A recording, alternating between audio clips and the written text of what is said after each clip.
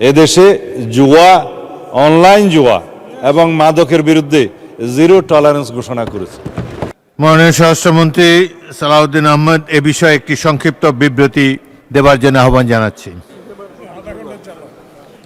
মাননীয় স্পিকার, আপনাকে ধন্যবাদ। রাজধানীর অভিজাত এলাকায় আবাসিক ভবন, রেস্টুরেন্ট ও ক্যাফের আড়ালে গড়ে ওঠা অবৈধ সীসা লাউঞ্জ বন্ধের বিষয়ে যে নোটিশটি উত্থাপন করেছেন মাননীয় সদস্য, সেই জন্য তাকেও অশেষ ধন্যবাদ জানাচ্ছি।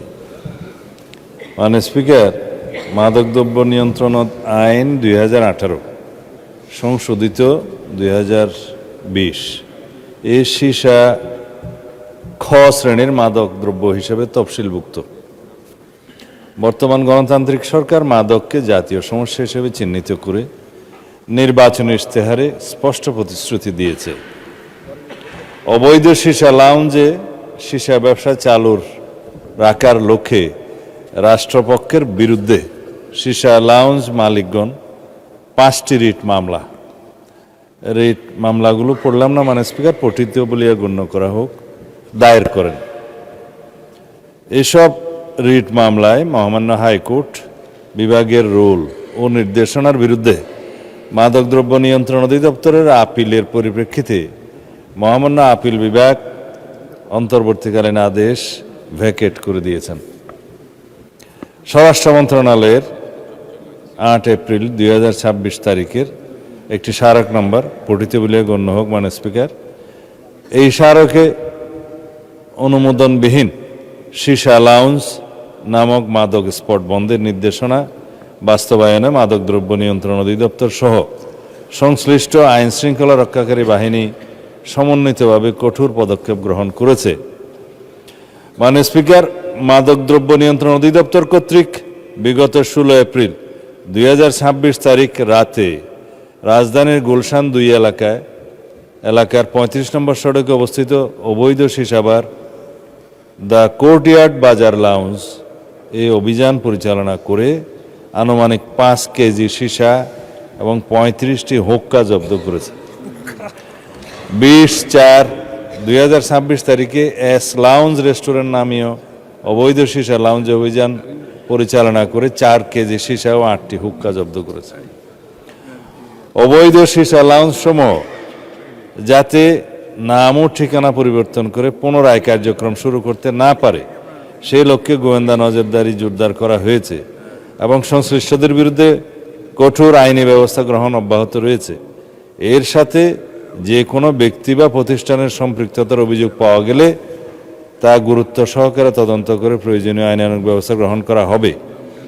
মহামান্য হাইকোর্ট বিভাগে সীসা বার পরিচালনার বিষয়ে রিট কারিগণের বিপক্ষে সর্বদা আইনি লড়াই পরিচালনা করার পাশাপাশি সীসা বার সমূহে নিয়মিত অভিযান পরিচালনা অব্যাহত রেখেছে মাদকদ্রব্য নিয়ন্ত্রণ অধিদপ্তর। মাননীয় স্পিকার, রাজধানীর বিভিন্ন এলাকায় আবাসিক ভবন, রেস্টুরেন্ট ও ক্যাফের আড়ালে অবৈধ সীসা লাউঞ্জ পরিচালনার বিষয়টি ঢাকা উত্তর সিটি কর্পোরেশনের নজরেও এসছে। এই ধরনের কার্যক্রম জনস্বাস্থ্য, নগর শৃঙ্খলা ও আইন শৃঙ্খলার জন্য ক্ষতিকর এবং কোনোভাবেই গ্রহণযোগ্য নয়। ঢাকা উত্তর সিটি কর্পোরেশন নিয়মিত ভ্রাম্যমাণ আদালত ও তদারকি কার্যক্রমের মাধ্যমে অবৈধ সীসা লাউঞ্জ চিহ্নিতকরণ ও বন্ধে অভিযান পরিচালনা করছে। এ বিষয়ে আইনশৃঙ্খলা বাহিনী ও সংশ্লিষ্ট সংস্থাসমূহের সাথে সমন্বয় করে যৌথ অভিযান পরিচালনা করা হচ্ছে। এছাড়া কোনো ব্যক্তি বা প্রতিষ্ঠানের বিরুদ্ধে প্রশাসনিক সহযোগিতার মাধ্যমে অবৈধ কার্যক্রম পরিচালনার অভিযোগ পাওয়া গেলে তা গুরুত্বের সাথে তদন্তপূর্বক প্রয়োজনীয় ব্যবস্থা গ্রহণ করা হবে। ঢাকা উত্তর সিটি কর্পোরেশন হতে সিটি কর্পোরেশন আদর্শ কর তফসিল 2026 অনুযায়ী নির্ধারিত ব্যবসার ধরনের ট্রেড লাইসেন্স ইস্যু অথবা নবায়ন করা হয়।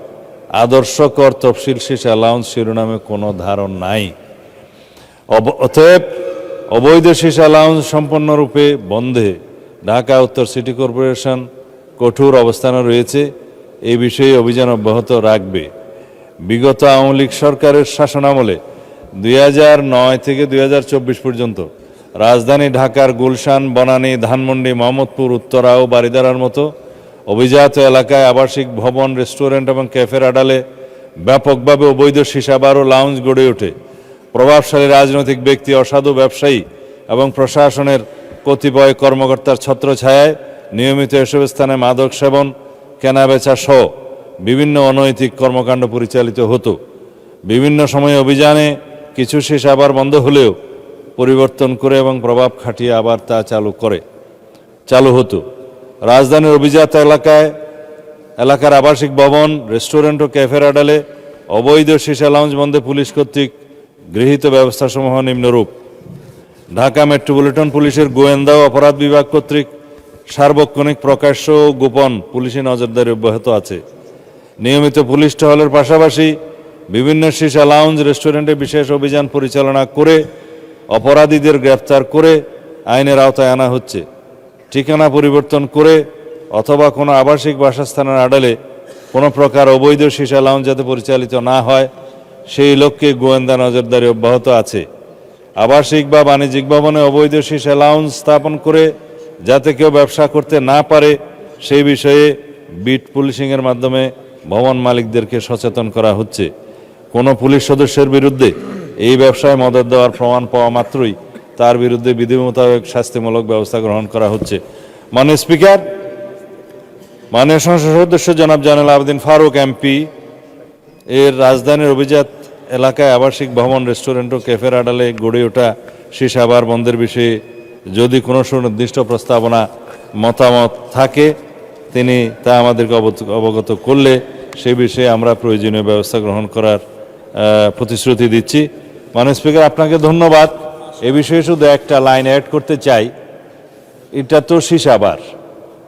আমরা আমাদের নির্বাচনী ইশতেহার অনুযায়ী, জাতির কাছে প্রদত্ত প্রতিশ্রুতি অনুযায়ী এদেশে জুয়া, অনলাইন জুয়া এবং মাদকের বিরুদ্ধে জিরো টলারেন্স ঘোষণা করেছে।